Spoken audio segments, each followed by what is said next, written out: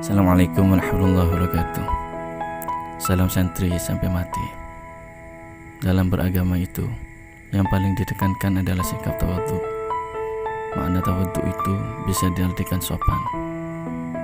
Dalam kitab Ihya disebutkan, sekiranya engkau tidak bisa tawadhu secara rasa, tawadhu'lah secara ilmu, karena ilmu itu akan abadi.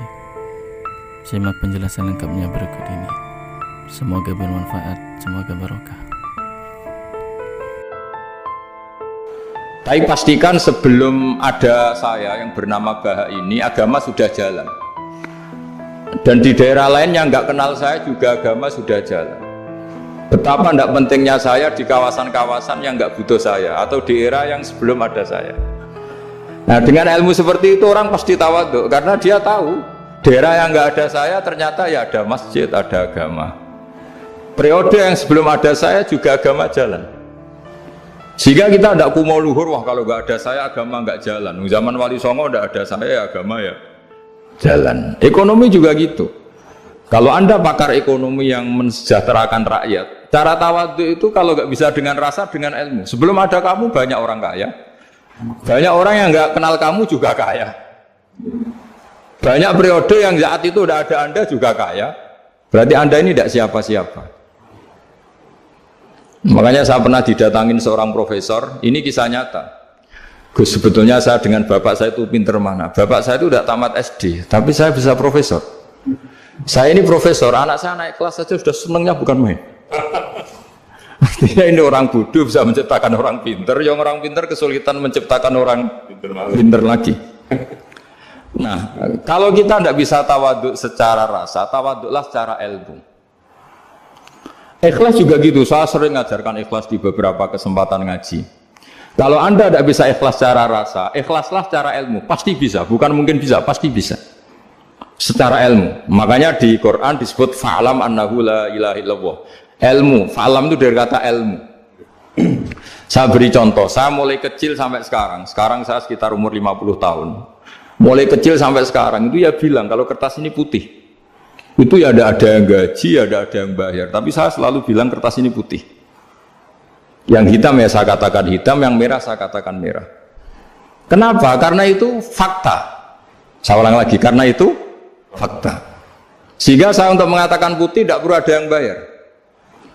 Sehingga ketika kita latihan sholat, latihan ibadah, dan mengakui Allah itu sebagai Tuhan kita akan malu. Loh, faktanya Allah itu kan Tuhan, mau mengatakan fakta kok minta upah, ini gimana? Kita mengatakan Allah Tuhan itu sama dengan mengatakan kertas ini putih, sama-sama itu fakta. Nah, kenapa untuk mengatakan Allah Tuhan nunggu, Bah, saya ini Tuhan kamu? Ya nunggu dulu Gusti, kalau engkau masukkan kami ke surga, engkau Tuhan, kalau enggak ya enggak jadi. Itu tidak bisa seperti itu, ya Allah tetap Tuhan. Nah, kalau Anda tidak bisa ikhlas secara rasa, ikhlaslah secara ilmu. Ilmu ya tadi kita akan selalu bilang yang putih, putih, yang hitam, hitam. Makanya ini pentingnya ilmu. Tawadhu juga gitu. Kalau Anda ditakdir orang yang GR, yang gede rumongso, ditakdir orang yang kumo luhur, secara rasa bisa dilawan secara ilmu.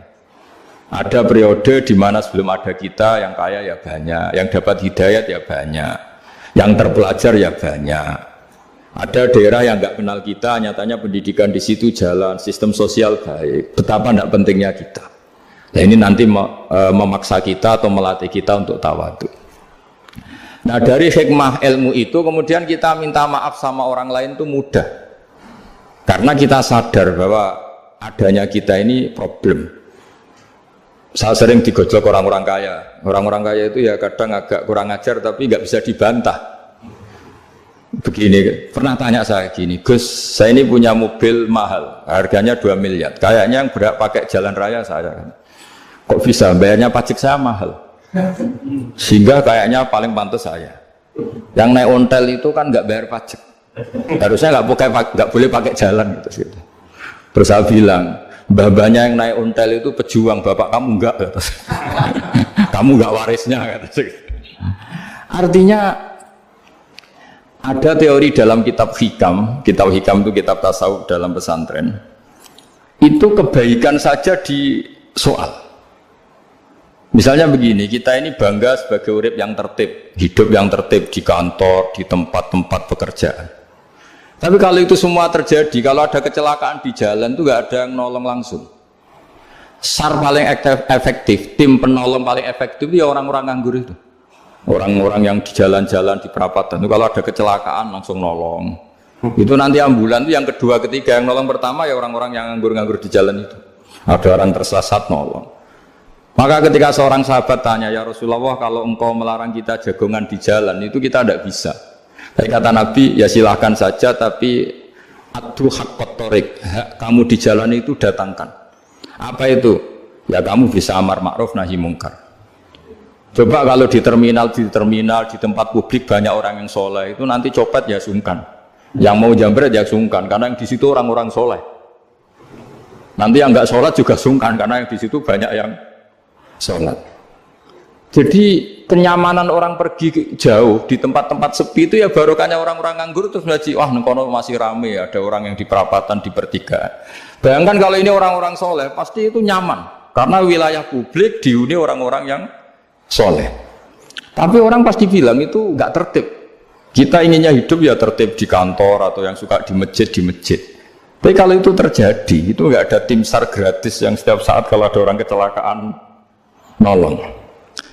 Makanya dalam makalah hikam itu paling masyhur diantaranya itu manusia itu siapa?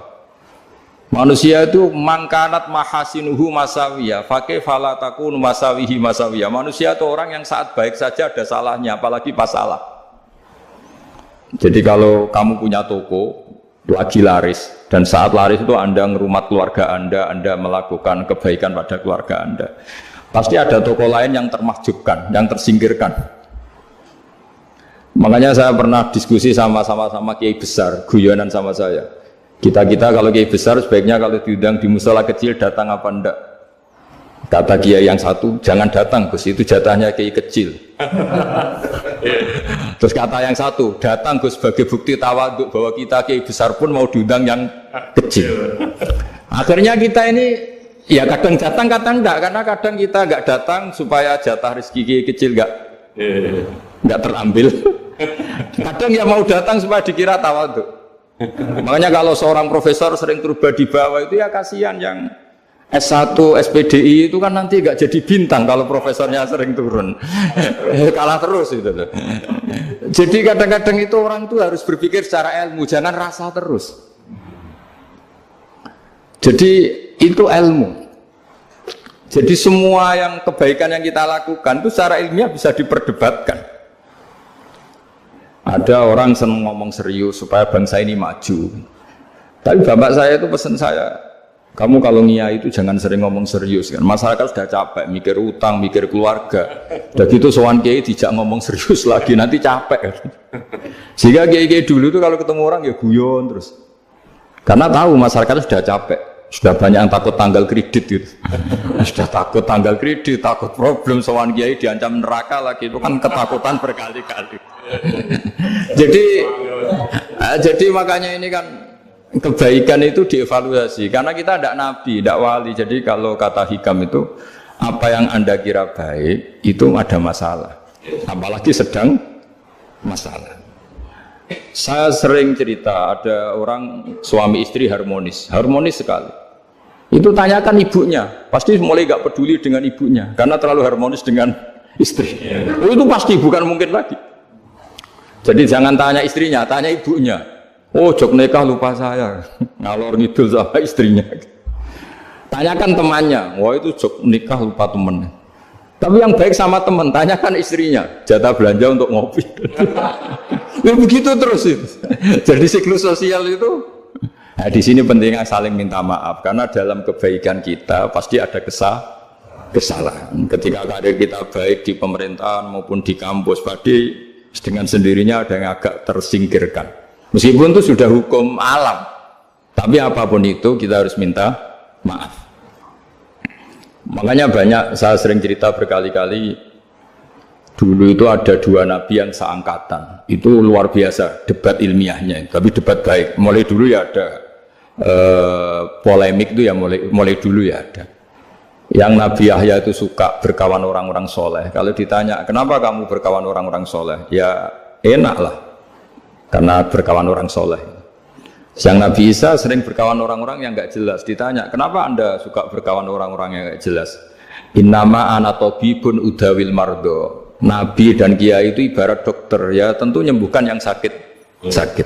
Kalau anda seorang dokter pasti neliti daerah-daerah pandemi, masa neliti daerah sehat? Nah, jadi dulu bapak wasiat ke saya gitu, kowe nak jadi kiai kok bengkel, jadi kiai itu kayak bengkel, kalau nggak siap dadani orang nggak jelas ya jangan jadi kiai gitu. Itu ya, tapi kan masalahnya kita sendiri solehnya pas-pasan, takut terkontaminasi. Jadi yang jelek bukan jadi baik, kita yang baik jadi jelek. Nah itu kan mulai dulu ya polemik, sejauh mana kita punya kekuatan untuk tidak terpengaruh yang negatif. Yang negatif terpengaruh kita menjadi positif. Jadi ini cerita-cerita sawalan bahwa dalam kebaikan kita itu ada kesalahan. Maka kita tetap istighfar, tetap saling minta maaf. Dulu bapak saya kalau diceritain ada seorang kiai sampai sepuh jadi imam masjid, istiqomah sekali. Dulu bapak saya itu guyu. Ya istiqomah, tapi wong liya terus ra iso dadi kader. Jadi calon-calon kiai ini sudah putus asa karena nggak pernah punya kesempatan jadi imam. Jadi dibalik istiqomah itu ya ada memahjubkan orang lain. Makanya alhamdulillah di Indonesia itu ada pegawai pensiun. Kalau enggak habis itu. Karena yang anyar-anyar itu mesti ini kurang pengalaman, ini kurang senior. Tapi baru kan ada pensiun kan gantian. Tapi masalahnya di dunia kiai itu udah ada pensiun. Tambah sepuh tambah mantap, tambah sepuh tambah mantap. Nah itu sebaiknya ya mulai mundur-mundur sedikit dari imam masjid itu. Ya nyari-nyari yang lain lah supaya ada kaderisasi, ada. Jadi intinya itu di balik kebaikan yang kita lakukan pun itu ada masalah sehingga kita butuh istighfar. Di sini pentingnya dawuhnya para wali-wali, dulu ada istilah wastighfaruna yahtaju ilal istighfar. Ketika kita minta maaf, sebetulnya minta maaf sendiri itu butuh minta maaf lagi. Minta maaf lagi itu butuh minta maaf lagi. Misalnya saya dengan Mas Hilmi ini akrab, pernah pakai uangnya misalnya. Itu kadang kita bayar itu malah tersinggung, kok kayak orang lain saja bayar. Minta maaf juga gitu, kalau kamu punya teman akrab terus minta maaf resmi itu tersinggung, kayak wong liya ae jaluk sepuro. Jadi kadang jaluk sepuro itu malah masalah. Itu kan sama, kamu punya teman akrab terus kalau mau main assalamualaikum, saged masuk nopo boten, angsal boten. Boleh enggak main? Itu mesti teman kamu tersinggung. Kok kayak orang lain saja.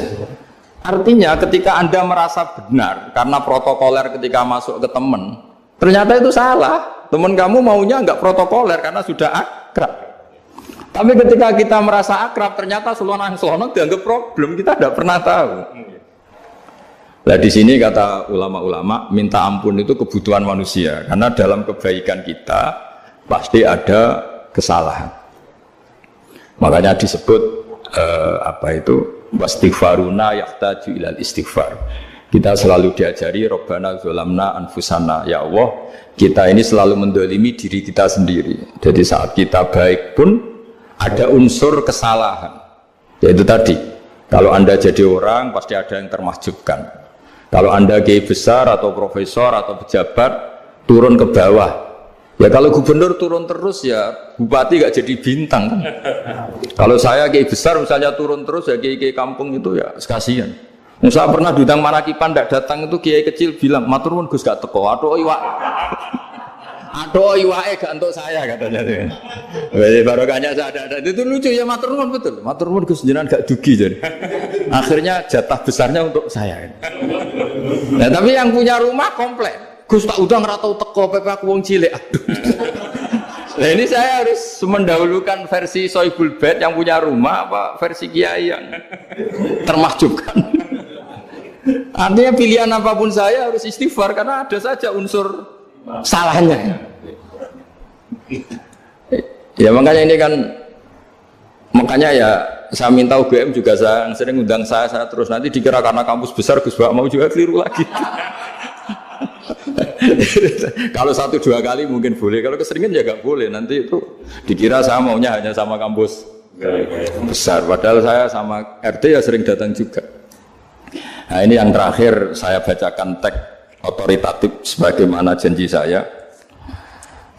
Kata Rasulullah SAW di sebuah hadis, ini terakhir nanti supaya nggak lama-lama, saya juga punya wadhifah. Ada orang itu punya hutang itu ya hutang, memang hutang. Singkat cerita orang itu tidak bisa bayar sampai akhirat. Dan aturannya Allah, orang yang punya hutang tidak bisa bayar ini harus diaudit, harus diselesaikan di akhirat. Kalau tidak bisa diselesaikan di dunia, diselesaikan di akhirat. Walhasil akhirnya di akhirat itu ditagih dan tidak mampu bayar. Karena di akhirat sudah tidak ada kredit, tidak ada ATM, tidak ada apa saja. Terus kata Allah, solusinya kebaikan kamu dikasihkan yang ngutangi. Ternyata kebaikan dia tidak cukup juga. Bayarnya apa? Kejelekan yang ngutangin dikasihkan yang utang. Kayak apa celakanya? Kebetulan yang ngutangi salahnya banyak, ini kan repot. Tapi Allah itu tidak suka kalau ada orang mukmin yang satu saudara kemudian masuk neraka karena saudaranya ini.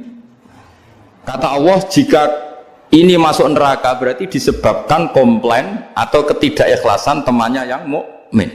Masa orang mukmin menyebabkan mukmin yang lain masuk neraka? Allah tidak ingin. Makanya diantara nikmatnya beragama itu ukhuwah, persaudaraan. Baik persaudaraan atas nama iman atau atas nama kebangsaan atau atas nama kemanusiaan.